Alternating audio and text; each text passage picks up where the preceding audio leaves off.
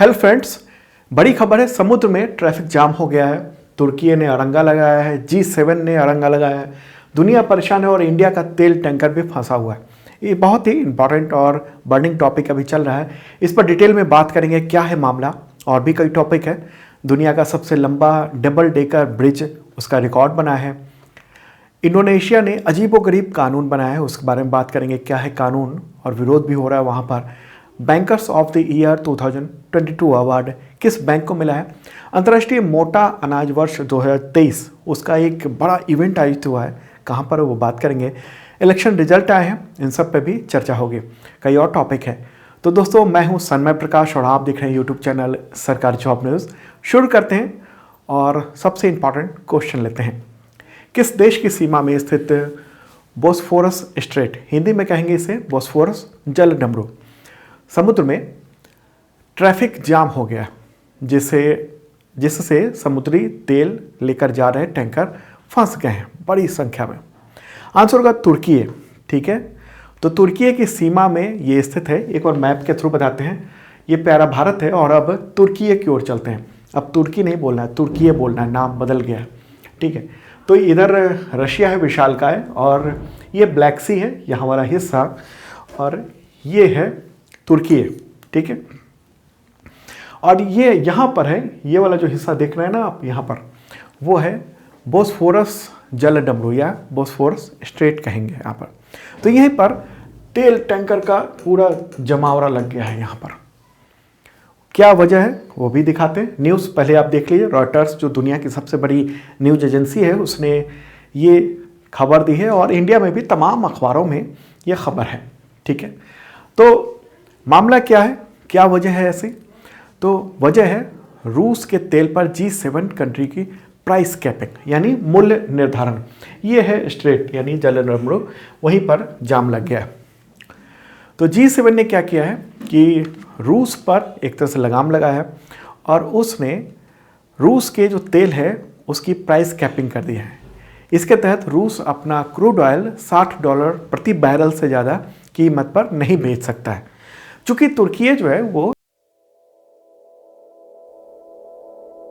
इसे लागू कर रहा है और उसकी सीमा में बोस्फोरस स्ट्रेट है। वो ब्लैक सी से ऑयल जो भी आता है ब्लैक सी से, आपको बताऊं कि रूस जो अपना तेल बेचता है पूरी दुनिया को, वो यहाँ ब्लैक सी है, ये वाला हिस्सा। ठीक है, तो ये ब्लैक सी से ही यहाँ आता है और ये इस स्ट्रेट से होकर फिर या तो इंडिया की ओर आया या चाइना की ओर चला गया यहाँ से यहाँ, या यूरोपीय देशों को कुछ तो यहाँ से चला गया और कुछ इस तरफ से अलग अलग देशों को ये जाता है।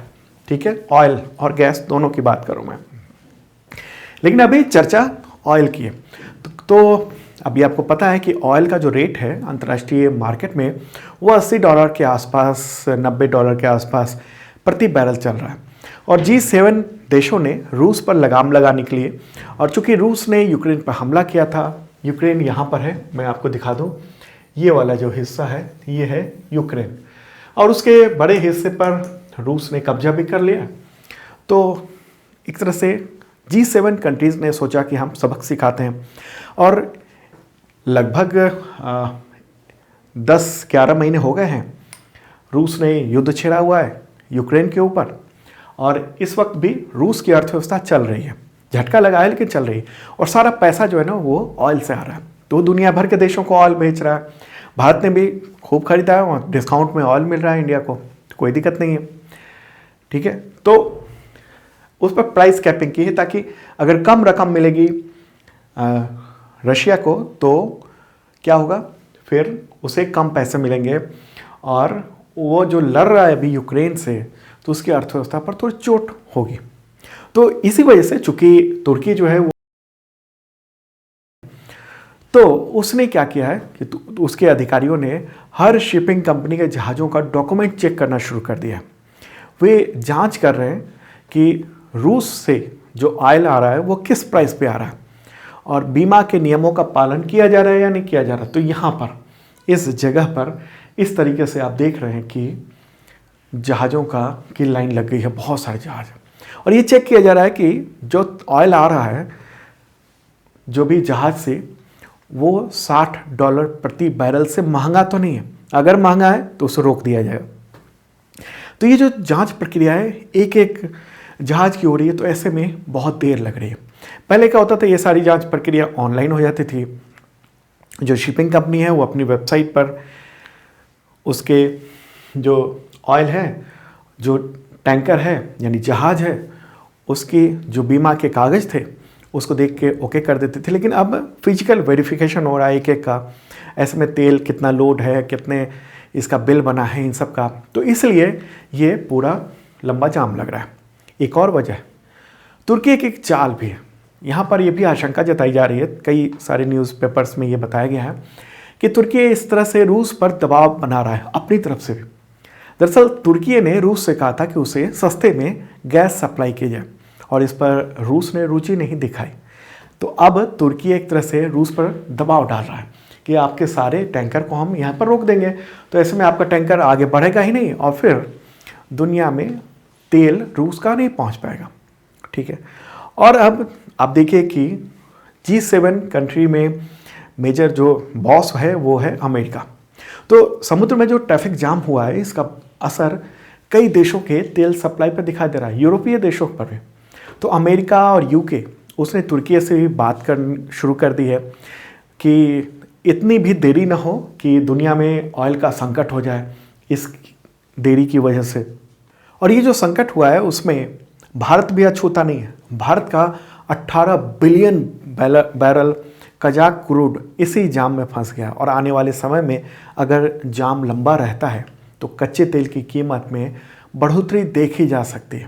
ओके, एक इम्पॉर्टेंट जियोपॉलिटिक्स चल रहा है तो उसको समझना जरूरी है, आपके एग्जामिनेशन में काम आएगा। तुर्की और उसके प्रेसिडेंट कौन है? Recep Tayyip Erdogan. राजधानी क्या है? अंकारा और मुद्रा क्या है? Turkish lira. चलें अब आगे बढ़ते हैं और दोस्तों पसंद आया हो लाइक बटन जोर दबा देना। अगला क्वेश्चन है, दुनिया का सबसे लंबा डबल डेकर ब्रिज का रिकॉर्ड किस शहर की मेट्रो के नाम हुआ है और उसने गिनीज वर्ल्ड रिकॉर्ड में अपना नाम दर्ज करा दिया? गिनीज वर्ल्ड रिकॉर्ड में आंसर होगा नागपुर। ठीक है, और ये न्यूज़ देख रहे हैं मिनट में, और ये गिनीज वर्ल्ड रिकॉर्ड का सर्टिफिकेट ये प्राप्त कर रहे हैं मंत्री।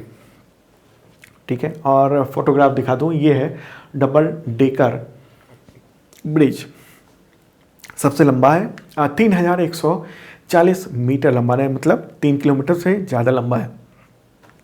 और इसको नागपुर में वर्धा रोड पर बनाया गया है। इसका निर्माण नागपुर में NHAI और महा मेट्रो की टीम ने मिलकर किया है। डबल डेकर ब्रिज में एक फ्लाईओवर है बीच में और ऊपर मेट्रो है और नीचे रोड है। तो चूंकि बहुत लंबा है, सिंगल कॉलम पर इसे बनाया गया है। ठीक है, और इसका निर्माण 2019 में शुरू हुआ था। 2020 में फ्लाईओवर काम शुरू हो गया था और फिर उसके बाद मेट्रो का भी काम, मतलब मेट्रो भी इस पर जाने लगी थी। तो इसे अब ये रिकॉर्ड बनाया तो गिनीज वर्ल्ड रिकॉर्ड में भी इसे शामिल कर लिया गया। ठीक है, महाराष्ट्र में ये चीफ मिनिस्टर कौन है? एकनाथ शिंदे। गवर्नर कौन है? भगत सिंह कोश्यारी। ठीक है, और महाराष्ट्र ये रहा मैप में। चलिए आगे बढ़ते हैं, अगला क्वेश्चन लेते हैं। उससे पहले आपको बता दूं कि अब तक का total current affairs PDF available है, आप सबके एग्जामिनेशन में बहुत काम आएगा। और CGL का जो एग्जामिनेशन चल रहा है उसमें डेली हर शिफ्ट में क्वेश्चंस टकरा रहे हैं, तो आप लोगों के जो फीडबैक आ रहे हैं बहुत शानदार, तो खुशी होती है। हमने जो बताया वो सब क्वेश्चंस एग्जामिनेशन में आ रहे हैं। तो हाँ, मेंबरशिप के जरिए 1 साल तक ये PDF ले सकते हैं करंट अफेयर्स का जो भी अपडेट है, और पिछले का भी, मतलब पिछले 1-2 साल के भी आपको PDF मिल जाएंगे और अगला 1 साल तक मिलेगा मेंबरशिप के जरिए। और साथ में मॉक टेस्ट और टेस्ट सीरीज़ दे सकते हैं तमाम तरह के एग्जामिनेशन में। जैसे SSC CGL का जो टेस्ट सीरीज़ है वो अवेलेबल है नए सिलेबस के अनुसार। SSC GD का उसका भी सिलेबस अवेलेबल है, उस नए सिलेबस के अनुसार टेस्ट सीरीज़ अवेलेबल है, तो भी आप देख सकते हो। डिस्क्रिप्शन चेक लेना और तमाम एग्जामिनेशन के, और बुक्स पे छूट भी मिलेगी। तो अगला क्वेश्चन लेते हैं, डिस्क्रिप्शन जरूर चेक कर लेना मेंबरशिप के लिए, आपके बहुत काम आएगा। क्वेश्चन होगा अगला, किस देश ने extra marital affairs, live in relationship, अविवाहित कपल्स का संबंध बनाना, गर्भपात और ईश निंदा को अपराध घोषित करने वाला कानून पारित किया है? अजीबोगरीब कानून बताया जा रहा है इसको। आंसर होगा इंडोनेशिया, और द हिंदू में न्यूज़ आप देख रहे हैं। इंडोनेशिया की संसद ने अभी हाल ही में अपने क्रिमिनल कोड में संशोधन पारित किया है, विधेयक, और इसमें 600 से अधिक आर्टिकल्स कोड में संशोधन किया गया। और इसके तहत जो इंडोनेशिया बहुत ही लिबरल कंट्री माना जाता था, और अब एक तरह से कट्टरपंथ की ओर देखने को मिल रहा है, इस तरह से बढ़ रहा है। इसमें एक्स्ट्रा मैरिटल अफेयर्स यानी शादी के बाहर जाकर यौन संबंध रखना अब यहाँ पर अपराध होगा। बीबीसी के अनुसार इसके अलावा अविवाहित महिलाओं का वहाँ पर रिलेशन रखना, लिव इन रिलेशनशिप में रहना, ये सब अपराध माना जाएगा। और ये नियम देश के नागरिकों के साथ साथ विदेशियों पर भी समान रूप से लागू होगा, और ये सारे कानून 3 वर्ष के अंदर में लागू कर दिए जाएंगे। ठीक है, इस वक्त पर सज़ा का प्रावधान किया गया है, लेकिन ये तभी होगा जब कोई शिकायत करता है। अगर कोई शिकायत नहीं कर रहा है तो नहीं होगा, लेकिन अगर कोई माता पिता, पति, बच्चे या कोई भी रिलेटिव, फ्रेंड्स, ये सब शिकायत करते हैं तो ऐसे में 1 साल तक जेल हो सकती है। गर्भपात को अवैध कर दिया गया है, और संशोधन के अनुसार अब देश में गर्भपात वहाँ पर एक अपराध बना दिया गया है। तो मैप में दिखाते हैं इंडोनेशिया कहाँ है। ये तो रहा प्यारा भारत, और यहाँ पर ये रेड कलर में देख रहे हैं बहुत सारे द्वीप देख रहे हैं, तो ये सब इस कलेक्शन है इंडोनेशिया। ठीक है, तो महिलाओं के गर्भपात को अपराध घोषित कर दिया है। हालांकि कुछ एक्सेप्शन रखे गए हैं, जैसे अगर जान का खतरा है, बलात्कार पीड़ित है तो उसको अपवाद में रखा गया। ठीक है, ईश निंदा मतलब कि ईश्वर की निंदा वो करना वहाँ पर कानूनन अपराध घोषित कर दिया गया। और वहाँ पर कहा गया है इसमें कि यहाँ पर मान्यता प्राप्त 6 धर्म हैं। ओके, कौन कौन से? इस्लाम, प्रोटेस्टेंटवाद, कैथोलिक धर्म, हिंदू, बौद्ध और कन्फ्यूशियवाद। तो इन मान्यता प्राप्त धर्म के जो सिद्धांत हैं, इससे अगर डिगेंगे, इससे अगर अलग बात करेंगे तो 5 साल की सज़ा हो सकती है। ठीक है, और राष्ट्रपति का अपमान पर भी जेल हो सकता है। राष्ट्रपति का अगर अपमान किया जा रहा है तो वर्तमान राष्ट्रपति, उपराष्ट्रपति, राज्य के जो संस्थान हैं, राष्ट्रीय विचारधारा है, उन सब का अपमान करने पर बैन लगा दिया गया। ठीक है, और राष्ट्रपति के अपमान पर 3 साल की सज़ा हो सकती है। और ख़ास बात कि मार्क्सवादी और लेनिनवादी विचारधारा अगर है आप में, आप इस बात को जाहिर कर रहे हैं, तो 10 साल की सज़ा का प्रावधान इसमें दिया गया। साम्यवाद फैलाने के लिए 4 साल की सज़ा हो सकती है। ठीक है, और मृत्यु दंड को बरकरार रखा गया है, लेकिन एक जज तुरंत मौत की सज़ा नहीं दे सकते हैं, तो उस पर अपील हो सकती है वगैरह वगैरह। ठीक है, तो एक अजीबोगरीब कानून है, और उसका वहाँ पर विरोध भी हो रहा है इंडोनेशिया में। इंडोनेशिया जो है ना, वो एक पर्यटक स्थल है। आपको फिर से मैप में दिखा देता हूँ मैं। और यहाँ पर हर साल करोड़ों करोड़ लोग इंडोनेशिया पर जाते हैं। द्वीप है, बड़ा खूबसूरत सा वहाँ दृश्य होता है। तो ऐसे में ये आशंका है कि पर्यटन का बुरा प्रभाव यहाँ पर पड़ सकता है इंडोनेशिया। तो इंडोनेशिया की राजधानी क्या है? जकार्ता है। और नई प्रस्तावित राजधानी क्या है? नूसंतारा। वो निर्माणाधीन है, कुछ वक्त के बाद वो ऑफिशियल राजधानी हो जाएगी। तो अभी जकार्ता है, और नई प्रस्तावित राजधानी जो है ना, यहाँ है, इस जगह पर है। ठीक है, जकार्ता अभी राजधानी यहाँ है, और ये कुछ वक्त बाद अभी निर्माण चल रहा है, वहाँ का कामकाज चल रहा है, तो फिर ये नूसंतारा हो जाएगी। और प्रेसिडेंट कौन है? Joko Widodo. तो अभी G20 की अध्यक्षता जो है ना, वो इंडोनेशिया के पास ही थी, और जोको विडोडो ने ही वो हथौड़ा प्राइम मिनिस्टर नरेंद्र मोदी को दिया, जिससे G20 की अध्यक्षता जोको विडोडो ने प्राइम मिनिस्टर नरेंद्र मोदी को दी, यानी इंडिया को दी। चलिए आगे बढ़ते हैं, अगला क्वेश्चन लेते हैं। ग्लोबल बैंकिंग समिट में भारत सेगमेंट के लिए bankers of the year award 2022 किस बैंक को मिला है? आंसर होगा केनरा बैंक। ठीक है, केनरा बैंक ने ये अवार्ड जीता है। ग्लोबल बैंकिंग समिट कहाँ पर आयोजित की गई थी? लंदन में आयोजित की गई थी, और इसी में केनरा बैंक को भारत सेगमेंट यानी भारत का बैंकर्स ऑफ द ईयर 2022 मिला है। ठीक है, बैंकिंग क्षेत्र में ये बहुत ही प्रेस्टिजियस अवार्ड माना जाता है। अवार्ड किसने लिया? तो केनरा बैंक के एमडी और सीईओ एलवी प्रभाकर, तो उनको दिया गया। ठीक है, एलवी प्रभाकर आप देख रहे हैं फोटोग्राफ। ये अवार्ड जो है ना वो बैंक के पिछले 1 साल के जो परफॉर्मेंस होते हैं उनको उसको देखकर दिया जाता है। तो केनरा बैंक मुख्यालय का बेंगलुरु में है।